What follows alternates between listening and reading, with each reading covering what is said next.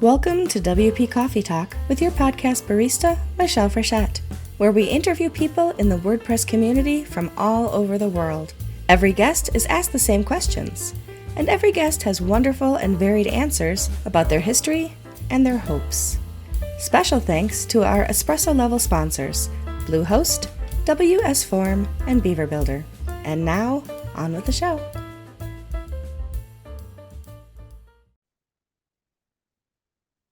Welcome to WP Coffee Talk. I'm your podcast barista, Michelle Frechette, serving up the WordPress stories from around the world. And today, my guest is in Bulgaria. I love that. I don't know that I've ever talked to anybody in Bulgaria before, but welcome to the show, Svilena. Let me see if I can say your last name correctly. Peneva? Peneva, yeah. Peneva. Oh, close, Peneva. Okay, now I will remember every time. I always know your first name. I don't think I've ever called you by your last name. So anyway. It would have been weird if you had, so I think it's okay. Yeah. That's true. That's true. And I think it was last year we met first time for the face-to-face too, which was very nice. And I've Yeah. seen you at several WordCamps since then, and it's always a pleasure to run into you for sure. That is true. I think we met in Athens for the first time.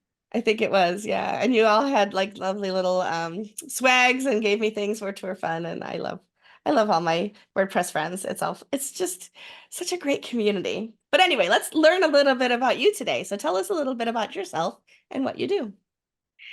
So I work at NitroPack, and what we do is we do site speed and performance. And technically, if I had to give you a title, I'm the partnerships manager. And what I do is all things affiliates, all things events, all things marketing partnerships, and all things people, I guess. Yeah, Yeah. you're the people person there, kind of like Yeah. I'm the people person over at Stellar WP. So we do similar things, I think, which is why we run into each other at Yeah. events. It's always a pleasure.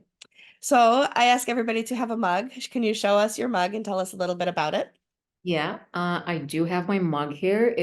I just think it's really cute. And to me, it looks very vintage. It's nothing fancy. It's just from IKEA. But yeah, and to me, it looks similar to something my grandma has. Or maybe I'm making it up, but yeah. No, I agree. It's that pretty Delft blue flowers on it that makes me Yeah. think of like toile, the old-fashioned stuff. So what are you drinking today? At the risk of getting shunned from society, I'm going to tell you that I don't drink coffee. And That's today okay. I just have, and I don't drink tea either. I just have water in it. But Mhm. if I had to have something else, it would probably be a very classically, traditionally Bulgarian drink, which is a yogurt drink. And basically, what we do is we mix yogurt and water just enough to make it more liquid, and we drink that. And it's Okay. super refreshing. It's also a really good hangover cure if you're hungover. So, yeah. Is it similar to kefir? It is, but kefir, Okay. it's a little sweet, and Mhm.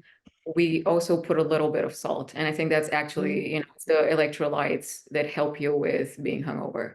But I think it's also something that they have in Greece and Turkey and maybe some Middle Eastern countries, but yeah. Well, now But today, I want to try it. I want to try yeah. it sometime.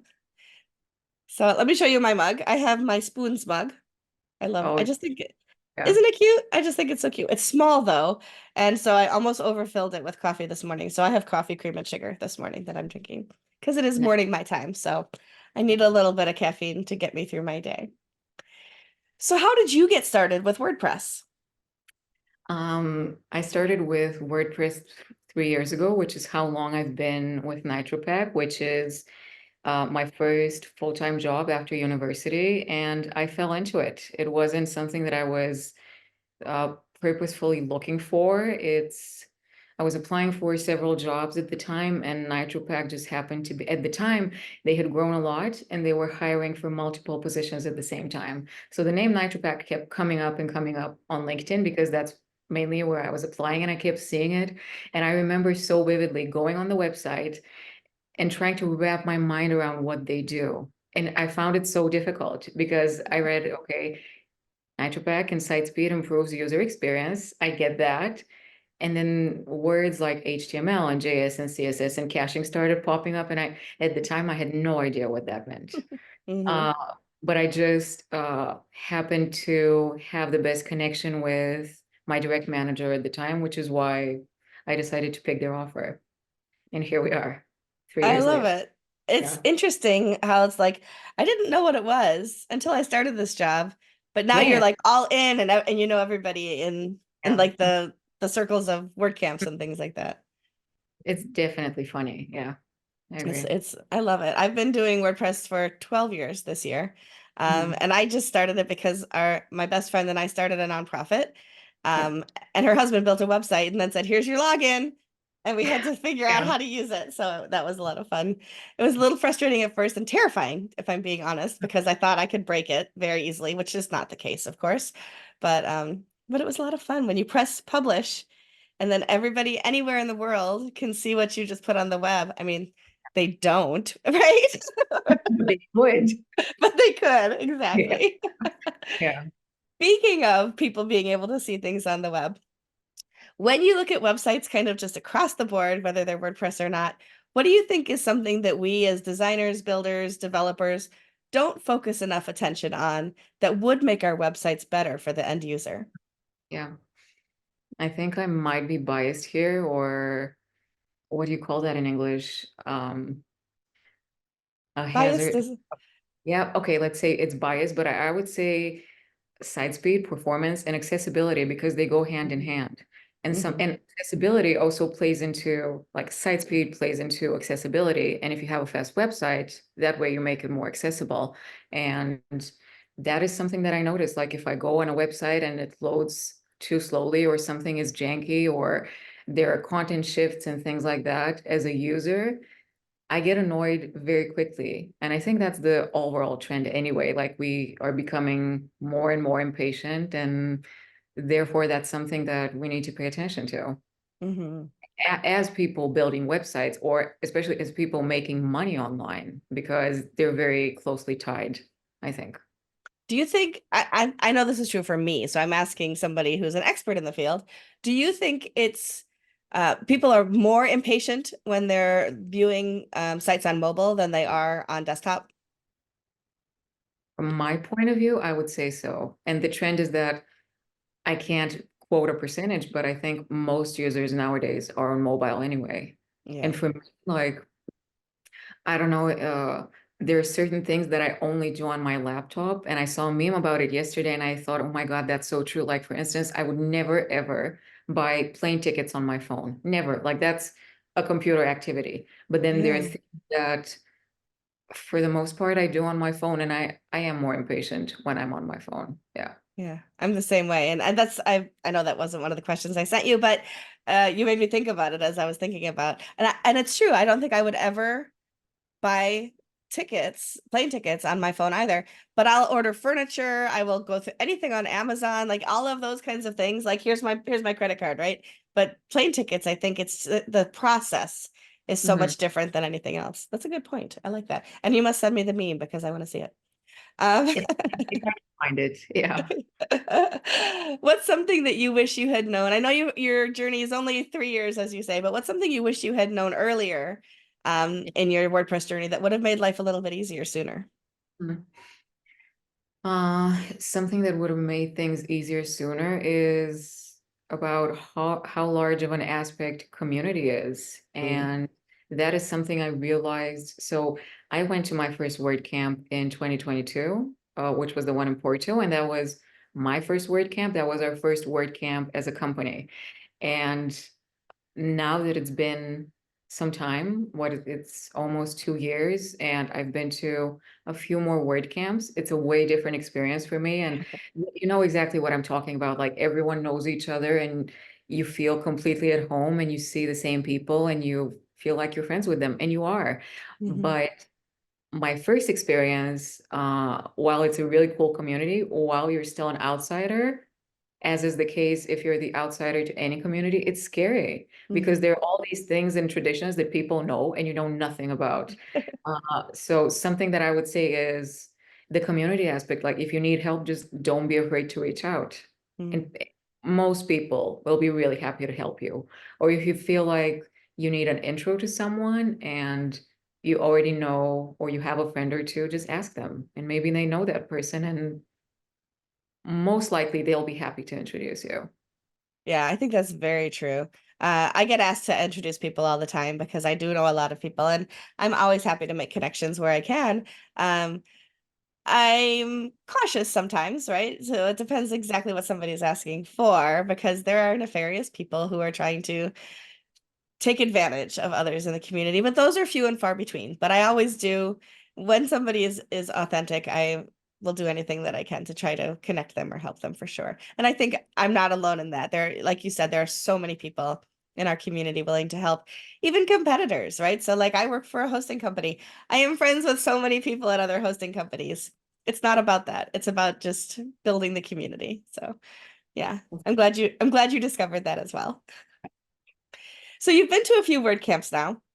And I don't know if you've attended meetups or done on other online events, etc. But what's an experience you can tell us about that was really pivotal or inspirational for you at a WordCamp or WordPress event?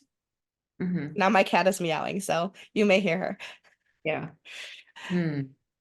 It's really hard to pinpoint one specific moment. Maybe I would say it's just the overall difference that I feel now that it's been a couple of years of going to word camps. And like I already mentioned, the experience for me going now and the experience for us going as a company, the difference is between night and day because we've made that effort, because we've gotten to know people, and it's really been amazing. And it is about um putting the time in and putting the effort in and showing up again and again and taking the time to get to know people and taking the time to connect, because for me, like I'm a non-technical person, and sometimes I'm not gonna lie, I find technical people or like highly technical people intimidating.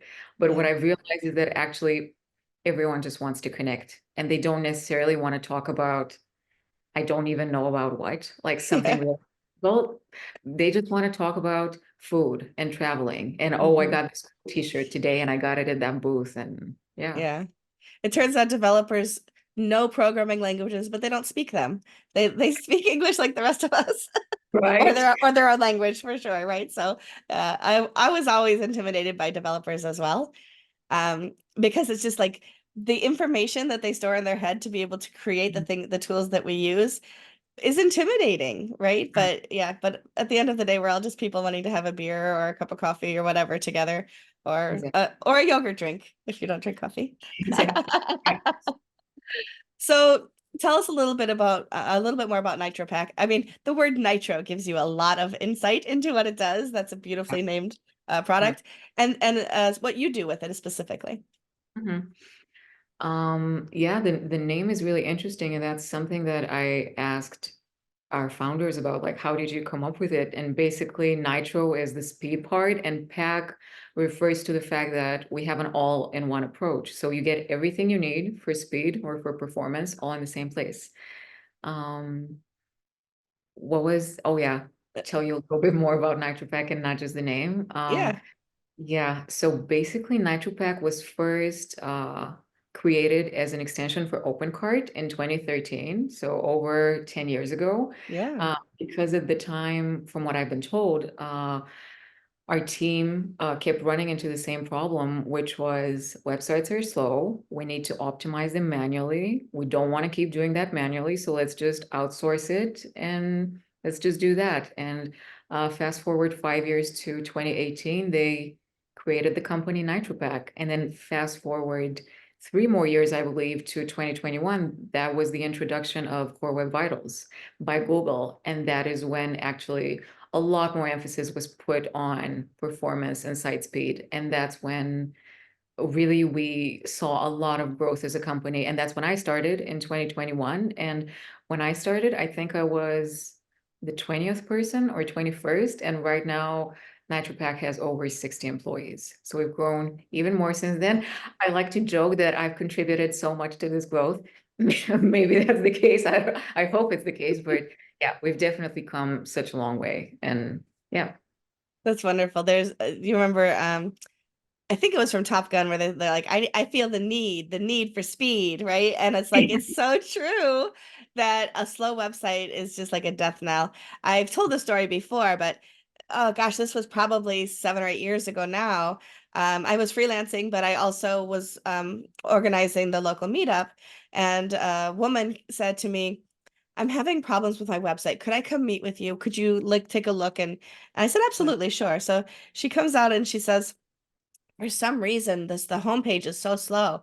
And she had like the most gargantuan featured image on the homepage, and it took over 30 seconds for that image to load. Like, well, Yeah. that's going to cause you that, I mean, anybody's going to bounce from a site that's, I mean, even 4 seconds is too long for most people nowadays, but over 30 seconds was just terribly terrible. And so I showed her how she could optimize her image and make it smaller. It doesn't need to be 30,000 pixels wide, things like that.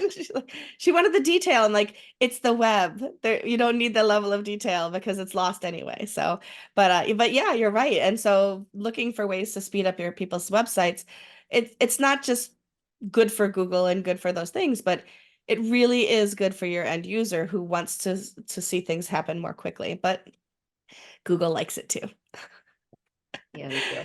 Yeah. And so in your position, I mean, I have an insight of what you do, but in your position, when you're not at a WordCamp, what are you doing? When I'm not at a word camp, I'm preparing for a word camp. Isn't that the truth? Yeah. We were joking about that in Taiwan, that so far, like, we mostly do the flagship ones, but when you take into account the fact that there's three of them, and let's say they're about 3 months apart, as soon as you wrap up one, you have to start preparing for the other one. So that definitely takes up a big chunk of our time and of my time. What else do I do? I am the go-to person for our affiliates. So if they need something, I'm the person that they pull by the hand and that they complain to, or sometimes politely, sometimes not so politely. Um, yeah, so affiliates, events, any kind of marketing partnerships. Yeah. Yeah, so you're the one reaching out and talking to other people at other Yeah. companies to make those connections. That's Yeah. great. And it seems to me that you do enjoy your job. I do. And sometimes it's a lot, I have to say, but it's because I make it a lot for myself. And it's Yeah. because it's the expectation that I have of myself. But for the majority of the part, I feel incredibly lucky. And I Hmm. am to do something that I enjoy doing, something that I think I'm good at, and something that is fun, and something that allows me to meet people like you and to talk to people like Yeah. you from around the world. And it's Hmm. really wonderful. It's funny. Somebody said to me recently, I don't remember what we were listening to, but there was a fellow on and had a British accent, and they're like, "Oh my gosh, I love his accent." And I honestly said, unless I can't understand what somebody says to me, I don't even realize sometimes that people have accents because we talk to people all over the world all the time. And unless I'm like, I'm not sure what he said or what she said, it doesn't even register sometimes that because we go to these word camps and you could talk to 10 people within 10 minutes who are from different parts of the world. So it's just focused on the words, not how they come across.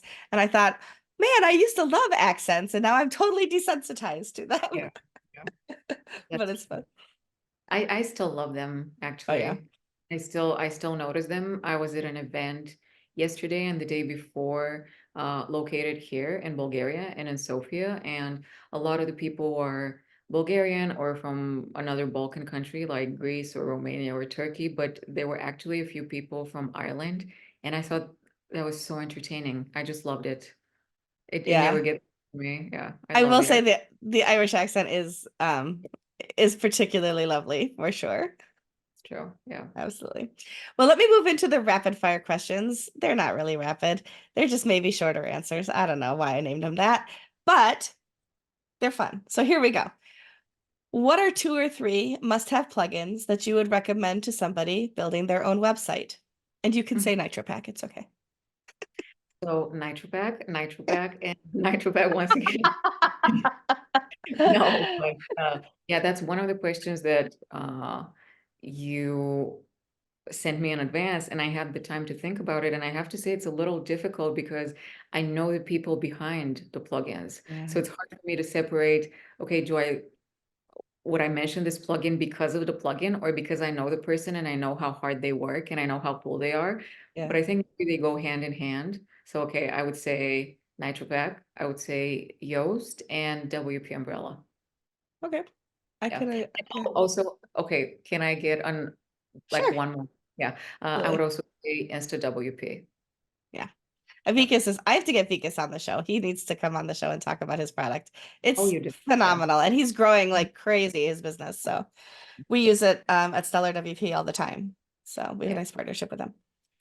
At any point during the last 3 years in WordPress, or maybe even before, have you had a mentor? Or if it wasn't an official mentor, maybe somebody that just took you under their wing or that you looked up to try to emulate? And who was it?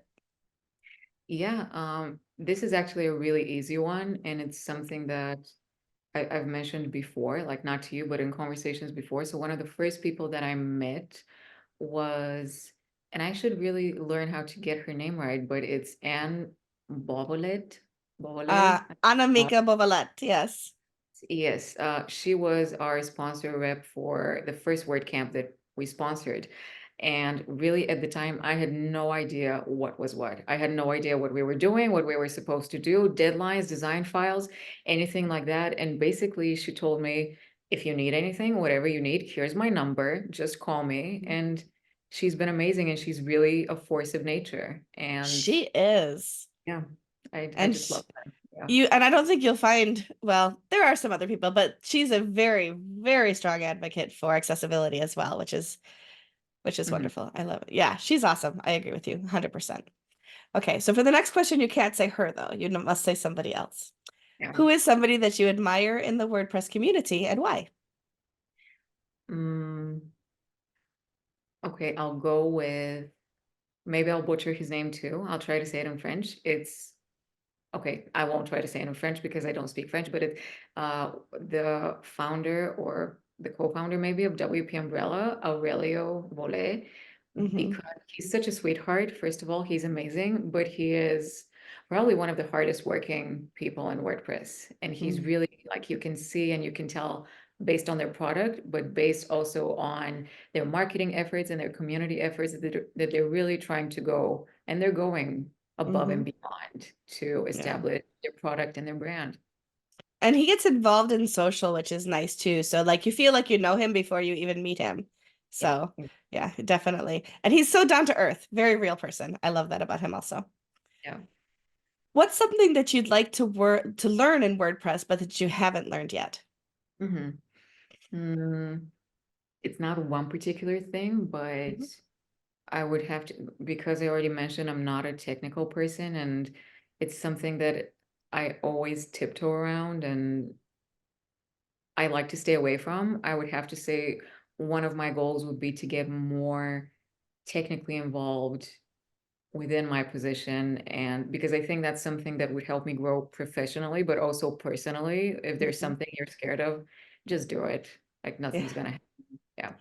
Yeah. I mean, I'm never going to jump out of an airplane, but I agree with the learning tech part of that. Just do it. Yeah. Yeah. And if you're somebody that wants to jump out of an airplane, God bless you. It is not me. I'll wait for you on the ground. What's one of the biggest mistakes that you've made in WordPress and what did you learn from it? hmm Hmm. Mm. So maybe one of the biggest mistakes we made as a company when attending and sponsoring and doing WordCamps was sometimes being a bit too salesy, because at Mm, the time I didn't realize that that's not the WordPress way to do things, and it's not what people are really looking for. And what's great is that at first it's like people will tell you that you're doing something wrong. And when I say people, I mean people like Josefa, for example. She'll come and tell, this is not how we do things. And while it's a little surprising at first, and obviously you do feel like you did something wrong without even realizing it, because we like, you don't have bad intentions, but the great thing is that people will take the time to come and tell you, we don't mhm. do this because of ABC, instead of, let's say, just telling you, okay, you're banned from WordCamp. You can't Right. go anymore. Yeah. So I think that's a good thing. Yeah. It's gentle correction as opposed to Yeah. otherwise, yeah. Like gentle parenting. Well, what's your proudest moment in WordPress? Hmm. I keep going back to this, but every time I'm able to have slightly more technical conversation and with a technical person and feel like I made sense and feel like uh they're on the same page as me, I'm like, good job. Because Yeah. like 2 years ago, I had I wouldn't have been able to do that. So yeah. That's awesome. I think that when we have those kinds of moments of realization, like I Mm, really like I said something, it made sense, the person listening. yeah. Yeah, that's really awesome. I gave a talk at WordCamp San Diego back in 2018, and one of my colleagues came into the session to support me. And he is a developer, like just a developer extraordinaire. This man knows so much. And my talk was called The Hidden Features of WordPress. So it was Yeah. things like, little simple things like the different menus and things that people might not be aware of. So he was thinking it would just be all like he wouldn't Mm, learn anything from me, but he was there to support me regardless. But I mentioned one feature that you can't access without knowing the URL for because you can really mess up your website. And he came up to me at the end and he said, I learned this part yeah. from you, and I didn't think I'd learn anything. So thank you. And I was just like, oh my gosh. I felt like, I just saved the world from something. I don't know. It was a good feeling for sure. So I understand that feeling. But actually, okay, if I have to pinpoint one moment or give you one example, Sure. something I'm really proud of and we're very proud of as a company is the fact that we partner with and we work with and we collaborate with Google on Mm. few different projects and on a few different levels. We work with them on a product level, and it's really they've been amazing, and we've been able to bounce ideas off of them. But we also have partnered with them on a marketing level. And last year we did a series of 4 webinars with them, which was amazing. And we got to give back to the community and educate them and talk about starting really from the ground up about the importance of site speed, about core web vitals, about, and then getting really, really granular about each of the metrics and how to optimize for that manually if you choose to do that, or if not, there's this great thing called NitroPack. But there have been those times when I've been able to have what are for me more technical conversations with people on the performance team at Google. And those are the people who call the shots and people who make the rules about performance. Hmm. And then I tell myself, okay, if you can have a conversation with them about performance, you're doing all right. Yeah. Yeah. Yeah. Then you can be on a podcast with somebody like me. Easy peasy. That's really awesome actually. Um, I see the Google booth at places at WordCamps and things like that, and I like shy away like, oh my gosh, that's Google. I have nothing to add, right? But they're Right. so nice Yeah. people. Yeah. They really Amazing. are. They are. That's my main takeaway from working with them, because sometimes in my job, I approach a lot of people, and let's say I have a lot of ideas about what we could do with many companies. And when you have conversations with people, let's say they sound excited at first, or they seem to be on board at first, but then for one reason or another, things don't happen. Maybe I don't know, maybe someone is too lazy, or maybe they have other priorities, etc. But when we got in contact with Google last year about doing the webinar series, they were like, okay, great idea, let's do it. Can we start this month? Let's start this month. Let's do 4, let's do one a month until the end of the year. And I was like, it was a come to Jesus moment. It was amazing. I was like, this this is why they are who they are, and it does what it says on the tin. And I was like, Hmm. I knew it. I knew there are people out there who actually have this work ethic, and Yeah. they're really amazing. Yeah. And it's easier to talk to people at Google than it is at Facebook for some reason. And Google is this huge corporation. So that tells you something right there. They really Mhm. are about what they talk about, which is pretty cool. Yeah. Okay, so if you weren't working in, I say tech usually, but I mean, you and I really aren't the techy people, but we are working in tech. What's Yeah. another career that you might like to attempt?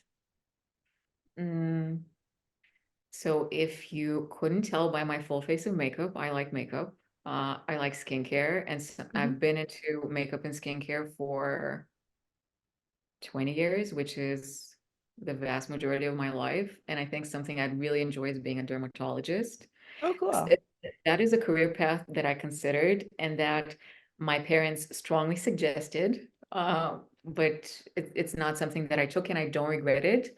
And it's something that I still read a lot about in my free time, et cetera, et cetera. And I love trying new things and new trends and products, et cetera. And yeah, I do love it, but that's, I think, something that I would have liked to explore otherwise. That's very cool. And you do have a beautiful, beautiful skin, and your makeup is always on point. So absolutely.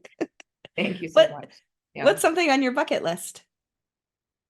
Mm, something on my bucket list. Probably I not don't, jumping out of an airplane, right? not that. Knock me out. No, no. Um, maybe I do like to travel, and Mhm. like I said already, I'm really lucky that I get to travel for work, but I do love Europe, which I feel like sounds really boring, but I think it's pretty cool that like me and us Europeans get to have so many different countries at our fingertips. Uh, Mhm. if I have to say what's on my bucket list, maybe visiting a country like Japan or South Korea. Okay, I'll go with South Korea, let's say because of the skincare, because they're really far advanced and they're really light years ahead of the game. So maybe that would be it. Yeah. That's pretty cool. I last year was my first time in Europe, Mm, to visit Greece. This year I will be in Italy. I wish my bucket list, and I never had travel on my bucket list before because there's so many other things I want to do, like give a TED talk and that kind of stuff. But I would love to have a month where I could mm, just travel from country to country and see all of the wonderful things in Europe because it is so, I mean, it's big, but it's smaller than the US. So it's like the idea of being able to travel around there to somebody who lives here, where like I'm gonna get in a car and drive 6 hours and I'm still in my same state, right? So like to be able to see it all is doable, and I that would be so exciting. yeah, yeah. I love that as well. And there's just so much history here. And Yeah. especially when you go to a country like Italy and if you visit, I think my favorite destination is Rome. Mm. And I went to Rome twice last year within the same month. Don't ask me. Well, it was because of two concerts that I went to, Hmm. but it definitely became my favorite. And now after WordCamp Europe, I'm gonna go again for a few days. And it's just, and I'm not really a person who is that into art or who knows a lot Mm. about art. But when you're in Rome, you're surrounded by it. You're surrounded by Yeah. art, history, like you're just walking and there's the Colosseum and then there are the Spanish Steps and all these things. And it's Yeah. just mind blowing. Yeah. Yeah. It's interesting too because I think people think there's like an American culture, but Mm. there's so many cultures in such a Mhm. smaller area in Europe.